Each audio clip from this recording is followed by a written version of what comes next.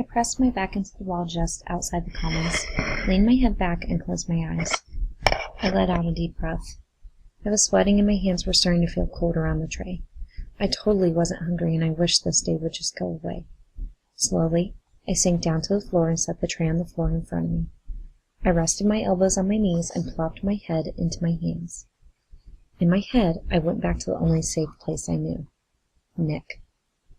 I remember sitting on his bedroom floor, PlayStation controller in hand, yelling at him, "You better not let me win."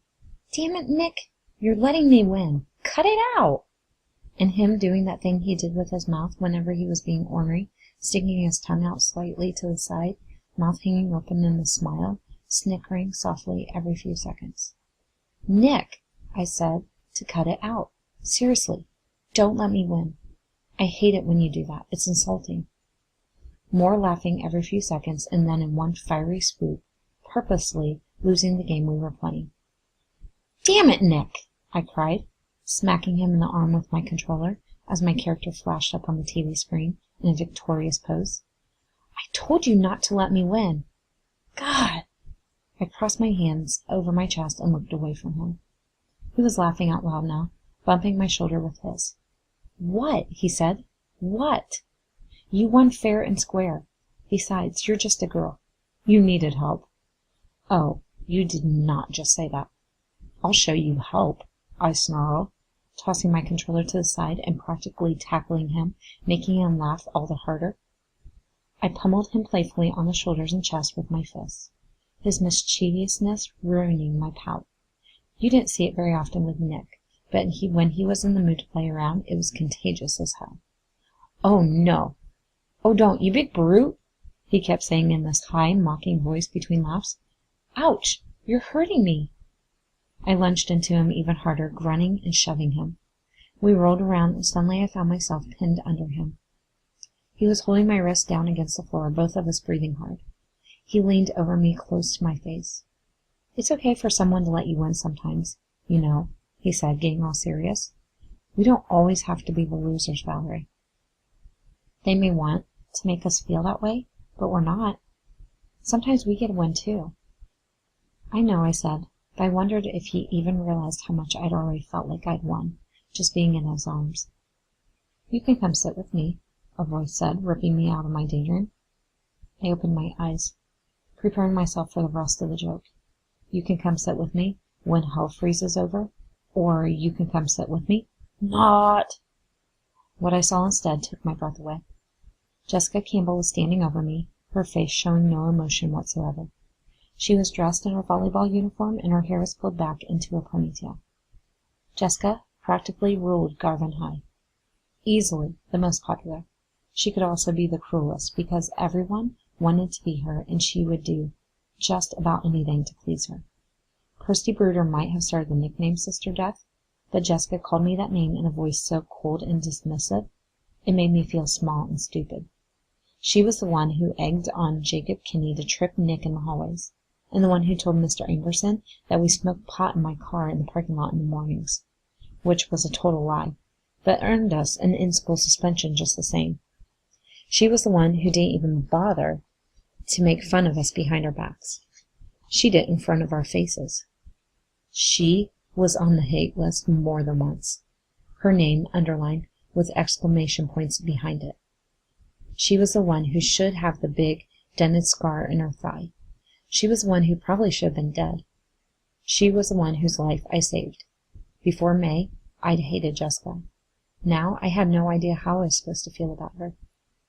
The last time I saw Jessica Campbell, she was cowering in front of Nick, her hands covering her face. She was screaming, total throat-ripping screaming. She was almost delirious with fear. But then again, so was everyone else in the Commons at that point. I remember she had a streak of blood wiped across the leg of her jeans and some sort of food smashed in her hair. I have since thought how ironic it was that she was the most undignified I'd ever seen anyone in my life, but I couldn't revel in it because of what was happening. I should have really enjoyed seeing her like that, but I couldn't because it was all so horrible. "What?" I croaked. She pointed into the Commons. "You can eat lunch at my table if you want," she said. Still no smile, no frown. no emotion of any sort playing on her face. It felt like a trap. No way was Jessica Campbell seriously asking me to sit with her. She was setting me up to take me down. I just knew it. I shook my head slowly. That's okay. Thanks anyway. She stared at me for a few minutes, cocking her head slightly to the side and chewing on the inside of her cheek. Odd. I don't remember ever seeing her chew on her cheek like that before. She looked vulnerable somehow. Earnest, maybe even a little bit scared. It was a look I wasn't used to seeing on her face. You sure? 'Cause it's just Sarah and me over there, and Sarah's working on some sort of research project for Psych anyway. She'll never even know you're there. I looked past her to the table where she normally sat.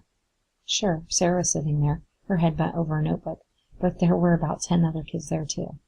All of them Jessica's crowd. I seriously doubted they wouldn't know I was there. I wasn't stupid, and I wasn't desperate either. No, really. That's nice and all, but I don't think so. She shrugged. Suit yourself, but you can come over any time if you want. I nodded. I'll remember. She started to walk away, but stopped. Can I ask you a question? She asked. I guess. A lot of people are wondering why you came back to Garvin. Ah, so here it is. Here's where she calls me a name, tells me I'm not wanted, makes fun of me. I felt a familiar wall begin to build itself up inside me. Because this is my school, I said. Probably a little too defensively. I shouldn't have to leave it any more than anyone else here. The school said I could come back. She chewed on the inside of her cheek again and said, You're right. You didn't shoot anyone. She disappeared into the commons again, and I was struck with a thought that jolted me to the core. She wasn't making fun of me. She meant what she said, and I wasn't imagining things. Jessica Campbell didn't look like she normally did. She looked changed somehow.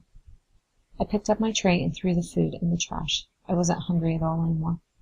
I sat back down on the floor and angled myself to where I could see into the commons. See what's really there, Valerie, Dr. Keeler's voice said in my head. I reached into my backpack and pulled out my notebook and pencil. I watched the kids inside. I watched them do what they normally do, and I drew them doing it. A pack of wolves, bent over their trays, their long snouts drawn up into snarls and sneers and smiles, except Jessica. Her wolf face stared delicately back at me. I was almost surprised to look down at what I'd drawn and see that her wolf face looked a lot more like a puppy's.